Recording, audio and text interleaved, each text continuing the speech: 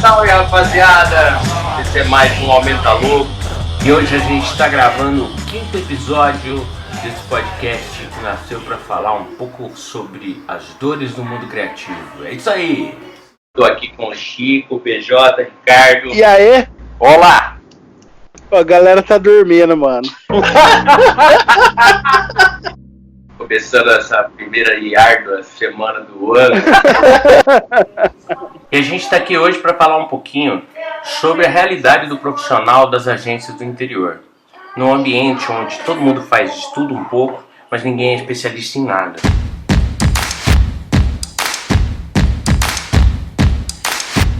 E, gente, é o seguinte, esse foi um tema sugerido pelo nosso convidado Bruno Lemos, designer de Presidente Prudente desde 2011, que trabalha hoje na startup Equifome aqui de Maringá, que é uma empresa que tem tido reconhecimento nacional aqui na nossa cidade, aqui no sul do país, no país todo. Bruno, obrigado, fala um alô pra galera aí, seja bem-vindo ao Aumenta Louco, cara. Opa, eu que agradeço aí a abertura, o convite aí para trocar essa ideia.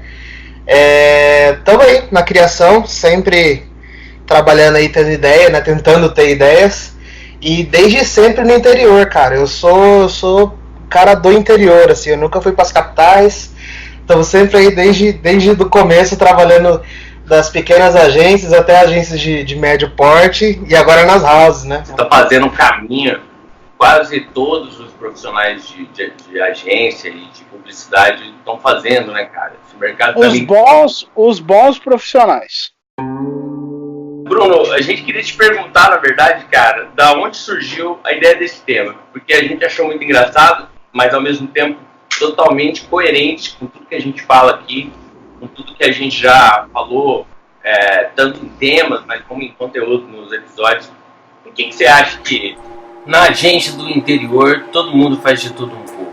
Cara, eu pensei bastante sobre o tema, eu até cheguei a sugerir algumas pautas, porque eu ouço bastante podcast pra caralho, assim, eu ouço muito podcast sobre publicidade mesmo, né? Então eu ouço muito Braincast, o Propaganda Não É Só Isso Aí, e eu sempre vejo a galera comentando uma realidade que pra gente que tá no interior ela é bem distante, né?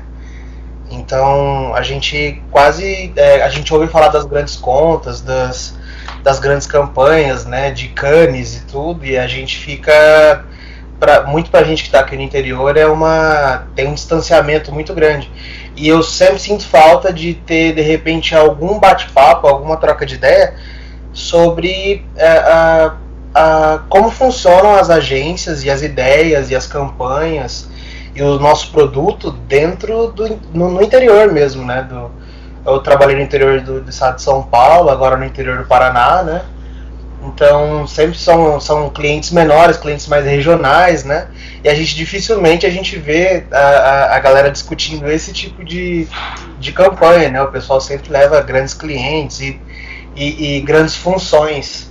E eu me peguei muito nisso, porque eu ouvi, se não me engano, acho que foi o Braincast, bem no começo, quando eu estava começando a acompanhar podcast, e os caras falavam de várias funções dentro de uma agência, e eu não fazia ideia que isso existia, cara.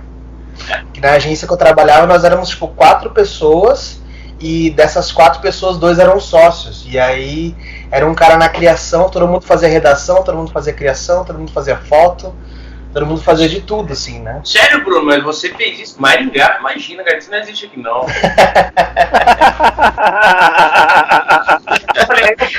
Então, e aí eu sempre até cheguei a sugerir para alguns podcasts, né? Alguns têm uma abertura muito grande, igual a Propaganda Não É Só Isso Aí.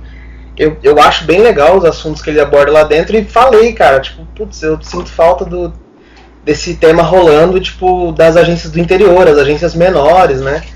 E aí o pessoal sempre fica muito receoso de pegar esse tipo de tema, porque eles não estão no interior, né? Geralmente eles são das capitais e são das grandes agências ou das grandes marcas, né? E a gente dificilmente vai ter acesso, as pessoas muitas vezes não têm acesso à nossa realidade, né? Como diria o Racionais, né? O mundo é diferente da ponte pra cá, né? O pessoal não tem esse acesso, não vê como é que rolam as coisas aqui dentro das agências do interior. E aí eu também sinto um pouco de falta de discutir isso com a galera do interior, assim, sabe? A gente tem pouco. Geralmente é só a galera das nossas agências, assim, cada agência é meio fechada na sua bolha, né? E eu acho que isso tem que ser da porta para fora, assim, a gente tem que discutir isso, trocar essa ideia e ver se realmente, se são só as agências do interior, se é só uma agência ou outra, se toda agência é assim, sabe? Eu acho sempre, tô sempre aberto à discussão, assim, sabe? Mas pouca gente discute, realmente. Concordo com ele. A gente falou um pouco sobre essa realidade mesmo, e eu falo que há uns episódios atrás a gente falou sobre que muita agência diminuiu, fechou, mudou de nome, e o mercado começou a pagar mal, começou a enxugar, porque eu acho que é um retrato até mesmo desses vícios que a nossa área tem aqui no interior. E volto a repetir, né, cara, muito refém do nosso mercado aqui e da mentalidade dele, né?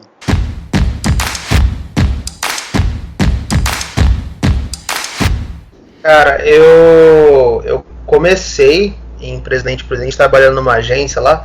Não vou falar nomes pra não pra não expor a agência e tal, mas cara, era bem isso assim, a gente fazia muito tabloide de carro, tá ligado? E rolava muito feirão de carro e tal, era varejão mesmo assim na agência. E aí eu era o cara que eu tinha que montar na moto, pegar a câmera, ir no cliente, tirar foto dos carros, voltar pra agência e tal, aí tinha que fazer o layout, fazer texto legal dos feirão de carro, tinha que lidar direto com o cliente para que ele pudesse alterar as tabelas de preço e conferir preço com o cara, depois tinha que tirar a prova, ir lá aprovar com o cara, tal, o cara assinar e voltar, tipo, eu passava por todas as áreas, e às vezes, dependendo do que fosse, até eu tinha que lidar com contrato comercial para poder veicular isso em rádio ou o que fosse. Era bem treta, assim, era bastante coisa, sabe? E eu acho que no começo é legal para quem não tem muita dimensão como eu tinha, assim, do que eu poderia fazer dentro de uma agência. É legal para você saber o que você gosta de trabalhar, assim. Eu acho quando você é estagiário, é um pouco da vida também, né? Sim. Mas eu acho legal ter uma rotatividade, você passar em vários setores, porque a faculdade não te mostra com muita profundidade, né? Eu costumo falar que a faculdade de publicidade é um oceano com um palmo de fundura, assim. Então é uma bolha, né, velho? E assim, cada professor defende a sua área, ninguém te deixa muito claro o que você não desenvolve uma aptidão, assim, né? O que você pode atuar dentro de uma agência. E no estágio eu aprendi isso, assim, eu fiz muita coisa tal, e fazia de tudo lá dentro, e aí eu descobri algumas coisas, tipo, atendimento não é pra mim, mídia não é pra mim e tal, fui filtrando até que eu fiquei pra criação, e aí foi onde eu me identifiquei mais, me adaptei mais, né? E para começo eu acho legal, mas é que tem algumas agências que você fica assim, você fica tipo 10 anos no começo, ligado? No interior é muito difícil você conseguir ter você ser especialista em alguma coisa, né? E quando você é especialista em várias coisas, você não é especialista em nada, né?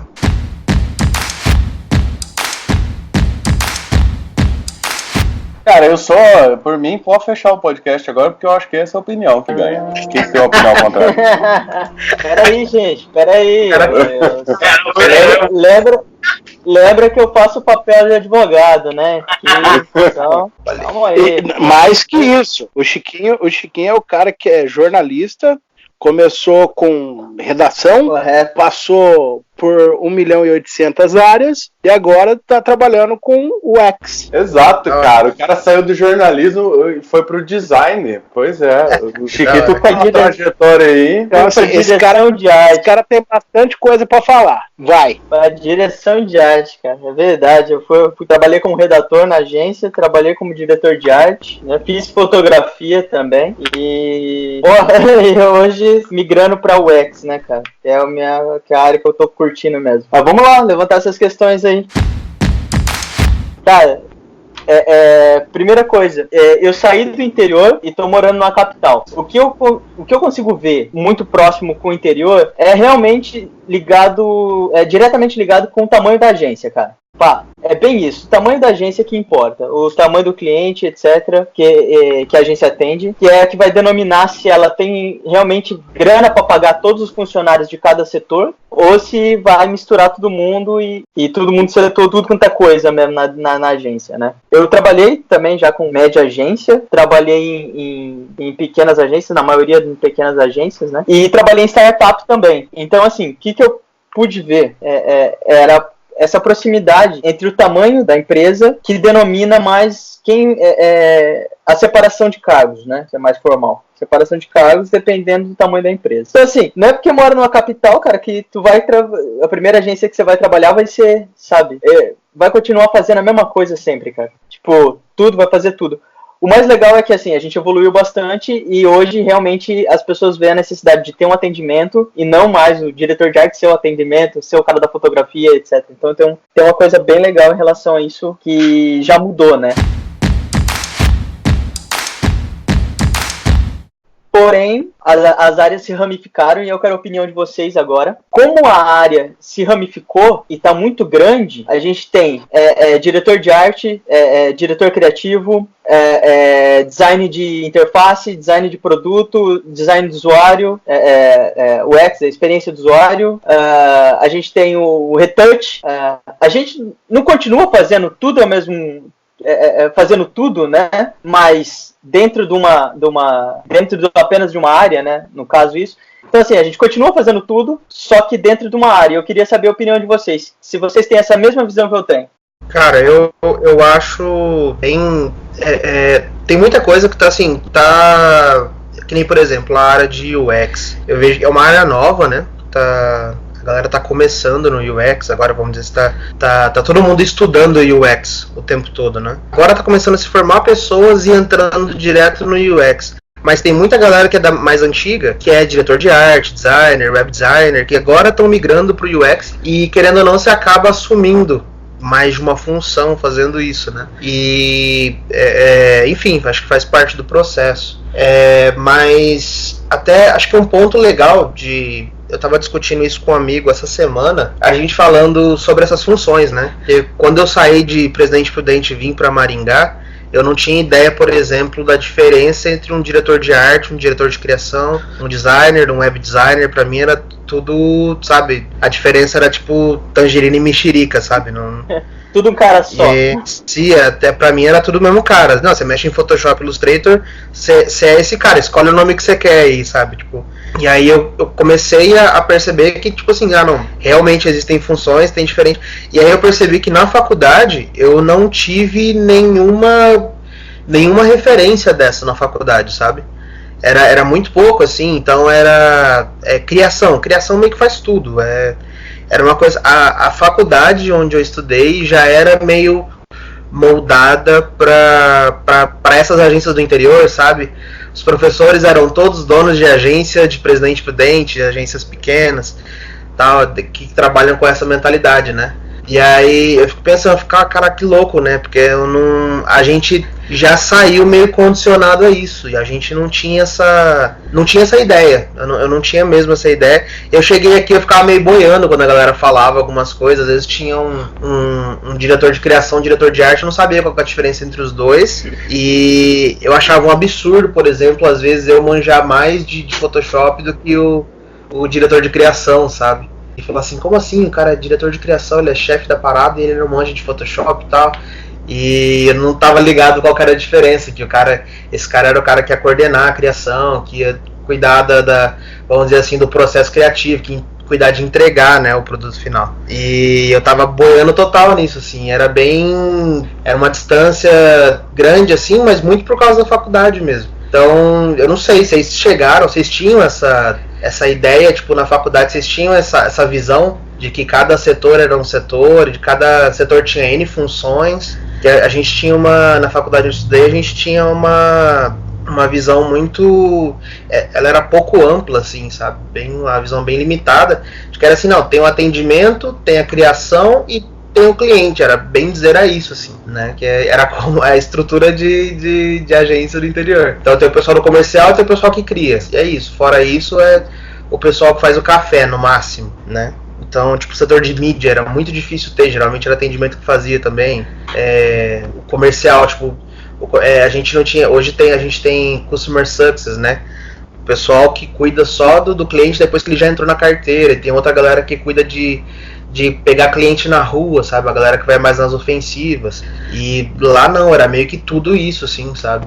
Era bem tudo junto, tudo numa mesma função. Dentro da faculdade vocês tiveram esse parâmetro, professores passavam para vocês assim? Cara, é legal. O Bruno ele tem um recorte aí bem interessante. Eu, assim, estudei comunicação, mas não era uma faculdade grande e não tinha professores, assim, né, que estavam no mercado. Eu não tive nenhum professor que tinha agência, por exemplo. Diferente da realidade do Bruno, é uma galera mais acadêmica, então, assim, eu fui entender como que funcionava uma agência, mesmo trabalhando. Aí eu lembro que depois eu fiz comunicação, e aí eu entendi a teoria e os porquês que tinham as áreas. E eu lembro que na época, para mim, não existia o UX, SEO, não era uma realidade nenhuma do mercado, que nenhum dos professores falava sobre isso. Mas, gente, vocês não acham que isso também tem um pouco de gourmetização dos nomes? Cara, não, eu acho que não.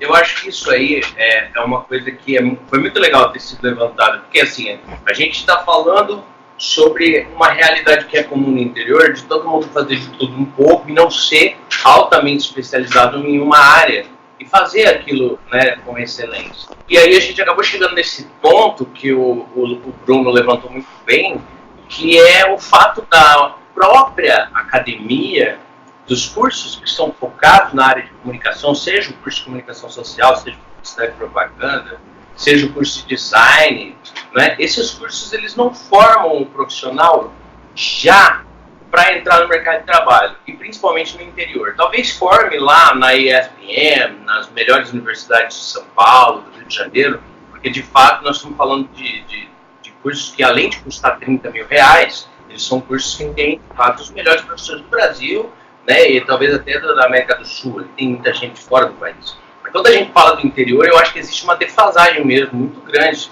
na academia, né, no preparo acadêmico. Eu posso dizer, como uma pessoa que veio de fora, porque eu estudei letras na UEM e eu conheci comunicação porque um amigo meu estava estudando comunicação. E eu entrei para um estágio, conheci esse universo porque eu queria entender como era. Eu era universitário, ainda não tinha definido o que eu queria. Então, para mim, foi muito ao acaso. A preparação ela é escassa no interior, né? E ela é deficitária, né?